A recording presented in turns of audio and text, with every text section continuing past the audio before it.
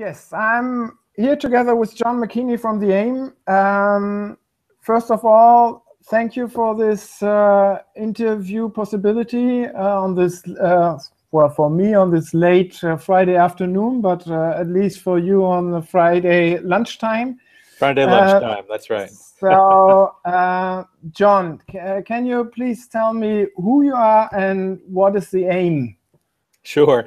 My name is John Mancini, and I am no Mancini in the Italian, but president of AIIM, which is the Association of Information and Image Management, and we have been around, believe it or not, since 1943, and we started life as the National Microfilm Association, and so a lot of people ask me, you know, how on earth does one organization have microfilm on this side and content management on this side over the span of over 70 years. And the rationale, if you will, the method to the madness is that we've always focused more on the business problem set than on the technologies per se. And so the business problem set that we see AIIM focused on is the intersection of people and process and information. And so the technologies evolve. You know, they've gone from microfilm to micrographics to imaging to document management to content management, and now increasingly enterprise information management. But that business problem, you know, you have processes, you have people, and you have information, and you got to marry the three of them. That's really the core of what AIIM is all about. Mm-hmm. So on the website of the AIIM is also, and you mentioned it also, labeled as a community of information professionals. So you mentioned before also the different technology subjects you're including into this information professional community, and certainly we're also organizing the ECM Summit in Germany, and we're all talking about enterprise content management, but the AIIM is not mentioning this as a top thing on the labeling, though also the AIIM is one of the creator of the definition of enterprise content management. What's behind this? I think that and I've noticed this before, not only in the history of AIIM, but in other technology spaces as well, that things go through changes and inflections every 10 to 15 years or so. It seems like the cycles are getting shorter and shorter over time. And in our case, the ECM term has been around since about 2000, 2001. We first started talking about it as a different kind of way of looking at the business problem set that our technology solved.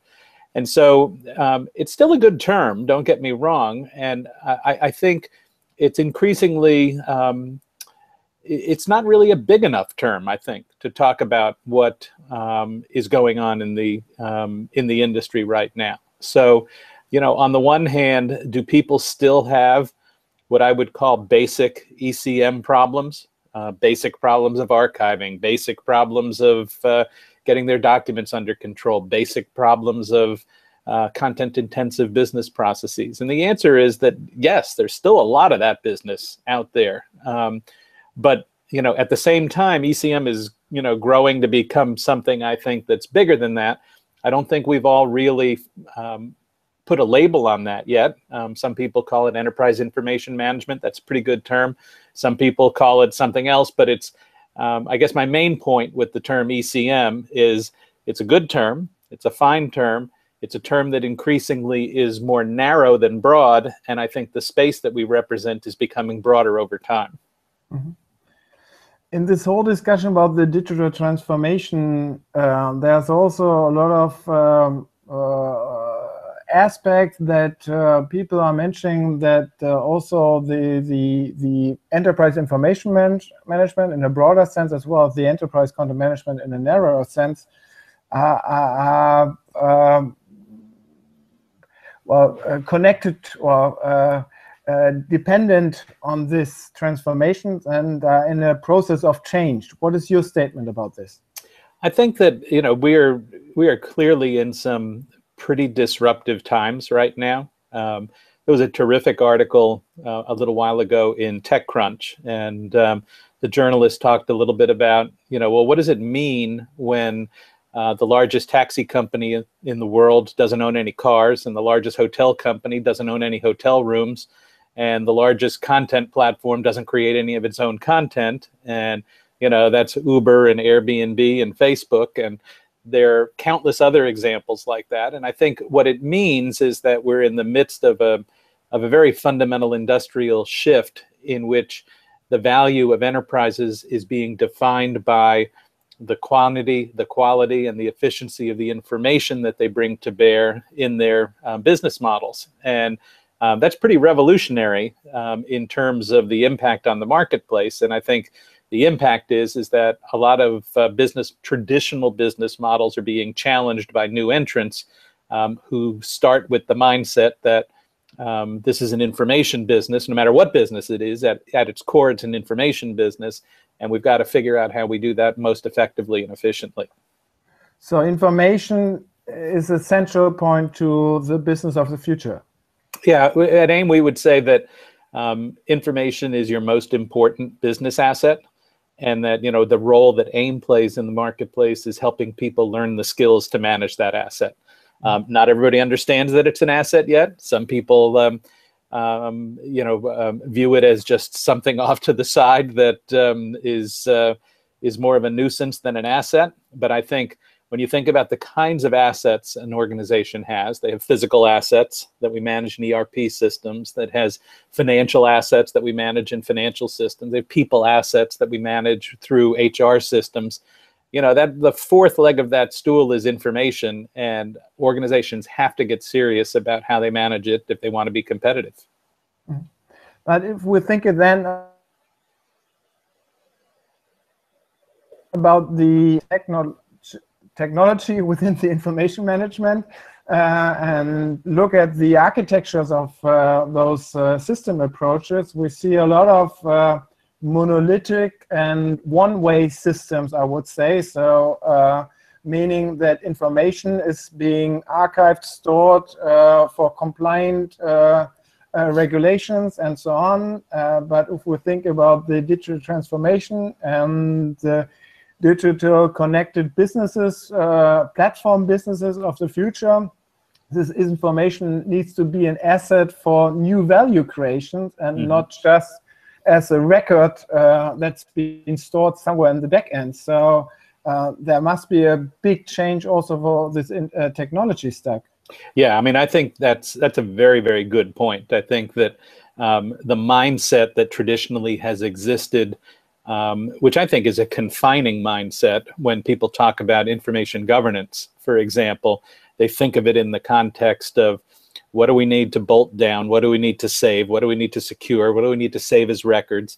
And certainly those issues are important, but the real opportunity, if anybody is going to care about information governance moving forward, is to do exactly what you said. It has to basically free up the business, has to liberate the business, open up new business opportunities, open up new insights in terms of what customers want, open up new insights in terms of how employees interact with each other.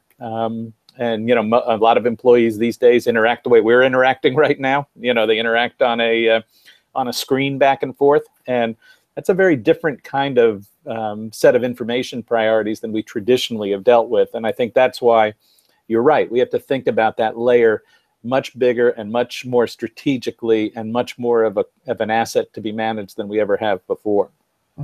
In a few weeks, there's the yearly AIIM Conference coming up, and I looked at the conference agenda, and the conference agenda very much playing this topic, this paradigm shift. Can you explain a little bit more about? Sure. Yeah. What we're going to talk about at the conference is the theme is putting digital transformation into action, and so what we're trying to do is give people some practical tools and practical experiences to go back to their organizations, and in the course of the next 12 to 18 months, start to think about how they move forward with a digital transformation strategy. So the speakers are, the keynote speakers, one is Jacob Morgan.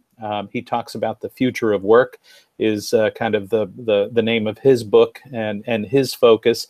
And so I think that clearly fits into digital transformation, because it not only ties to how we relate to our customers, but it also more fundamentally ties to how we work with each other, which gets into the collaboration space. The other keynote speaker is going to be Eric Qualcomm, who's the author of Socialnomics originally. He also has a terrific book called What Happens in Vegas Stays on YouTube. And so it's kind of like the idea that how you manage digital reputation, how you manage digital innovation, how you manage digital experiences is increasingly an important consideration in terms of how you view how a company portrays itself out into the marketplace.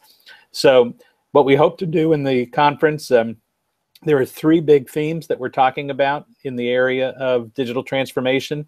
The first one is this whole question of processes and automation, and increasingly the appification of business processes. You know, the idea that people want to buy these processes in much smaller bits and bytes than they used to.